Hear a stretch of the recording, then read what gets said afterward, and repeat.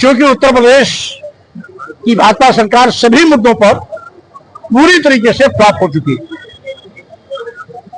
प्रदेश जंगल राज बन गया है, कानून व्यवस्था ध्वस्त हो चुकी है और ये सरकार स्कूलों पर ताले लगाने पर आमादा है। वहीं पर बड़े पैमाने पर बेरोजगारी, महंगाई, गरीबी बढ़ी है। आज देश का करोड़ों नौजवान बेरोजगारी का दंड झेल रहा है। महंगाई से आम लोगों का जीना दुर्भर हो गया है। गरीबी का आलम यह है कि 140 करोड़ की आबादी में 80 करोड़ लोग की जिंदगी 5 किलो 10 किलो चावल पे आके ठहर गई है और साथ ही साथ आए गए दिन SC ST OBC के नौजवानों की हत्या हो रही है। बहन बेटियां बलात्कार की शिकार बनाई जा रही हैं। यहां तक कि मुख्यमंत्री की बिरादरी और भाजपा के पदाधिकारी अगर कोई अपराध करता है तो सरकार उसका स्वागत करती है, उसके खिलाफ कानूनी कार्रवाई करने से बचती है। अगर मुख्यमंत्री बिरादरी का लाइसेंस लिया हुआ है तो चाहे जितना कुख्यात अपराधी हो, हिस्ट्री अपराधी हो, 40 50 60 मुकदमे क्यों न हो, उसके घर में कभी बुलडोजर जाएगा, ना कानूनी कभी कार्रवाई होगी। लेकिन अगर कोई गरीब से छोटी सी गलती हो जाती है, दर्जनों मुकदमे दर्ज हो जाते हैं, बुलडोजर घर पर जाकर के घर को जमींदोज कर देता है। और इस तरीके से आज जो उत्तर प्रदेश में गुंडाराज चल रहा है, इस सरकार से निजात दिलाने के लिए, लोगों को सम्मान स्वाभिमान की जिंदगी का अवसर देने के लिए लोक मोर्चा ने संकल्प लिया है 2027 विधानसभा चुनाव में उत्तर प्रदेश बचाओ भाजपा हटाओ नारे के साथ इस भारतीय जनता पार्टी का सूत्र साफ करने की तैयारी में लगी है।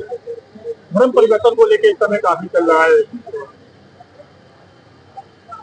क्योंकि धर्म परिवर्तन समय समय पर होता रहा है।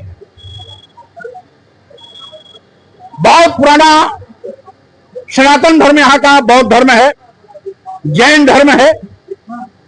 उसके बाद यहां पर ब्राह्मण धर्म आया, जिसका जिक्र आपके पुराणों में है। और साथ ही साथ आज जिसे हिंदू धर्म कहते हैं, हिंदू धर्माचार्य लोग इस बात को स्वीकार कर लिए हिंदू धर्म नहीं है, इसलिए अब स्वयं वो सनातन धर्म कहते हैं। और यही नहीं, गुरु नानक ने भी सिख धर्म का इजाद किया। और यही नहीं, इस देश का जो ईसाई है, मुसलमान है, सिख है, वो कभी इस देश का दलित आदिवासी पिछड़ा था, जो समय समय पर सम्मान स्वाभिमान के धर्म परिवर्तन किया था। आज भी हमारे यहां पर सम्यक पार्टी के राष्ट्रीय अध्यक्ष राजामणि सुब्बैया राव जी हैं, पीछे खड़े ईसाई हैं। ये ईसाई धर्म कबूल कर लिए। कहीं ब्रिटेन से आए थे क्या, अमेरिका से आए थे क्या, जर्मनी फ्रांस से आए थे क्या?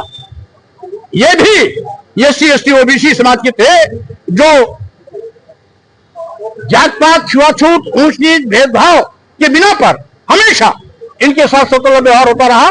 और इसीलिए सम्मान स्वाभिमान के खातिर इन्होंने ईसाई धर्म कबूल कर लिया। बाबा साहब डॉक्टर अम्बेडकर दुनिया के सबसे विद्वान थे, लेकिन जब इस देश में आए तो कदम कदम पर उनको जातीय पान के कड़वे घूंट पीने पड़े। और इसीलिए फिर उनका मन व्यथित होकर कहा कि मैं हिंदू धर्म में पैदा हो गया, मेरे बस में नहीं था, मैं हिंदू होकर नहीं मरूंगा, ये मेरे बस में है। और इसीलिए 1956 में उन्होंने नागपुर की दीक्षा भूमि पर बौद्ध धर्म ग्रहण किया, बौद्ध हो गए। यहाँ का जो मुसलमान है वो भी SC ST OBC था, सम्मान स्वाभिमान के लिए कभी इस्लाम धर्म कबूल कर लिया, मुसलमान बन गया। इसीलिए मैं कहना चाहता हूँ, इस देश का मुसलमान, इस देश का ईसाई, इस देश का बौद्ध, इस देश का सिख, ये सारे के सारे लोग कभी SC ST OBC समाज के थे, जिन्होंने जाति उत्पीड़न से परेशान होकर सम्मान स्वाभिमान के खातिर समय समय पर धर्म परिवर्तन किया। पहले भी किया, आज भी हो रहा है, आगे भी होता रहेगा, इसको कोई रोक नहीं सकता। सनातन धर्म की बात कर रहे हैं, उसी सनातन के विरोध के लिए कल रोहित ने आप पे हमला किया।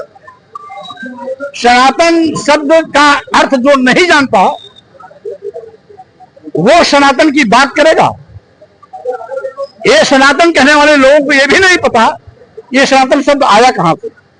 सनातन शब्द तथागत बुद्ध का दिया हुआ शब्द है। उपदेश देते वक्त उन्होंने अपने शिष्यों से कहा था कि जो मैं उपदेश दे रहा हूं, एस धम्मो सनातन है, यही सनातन धर्म है।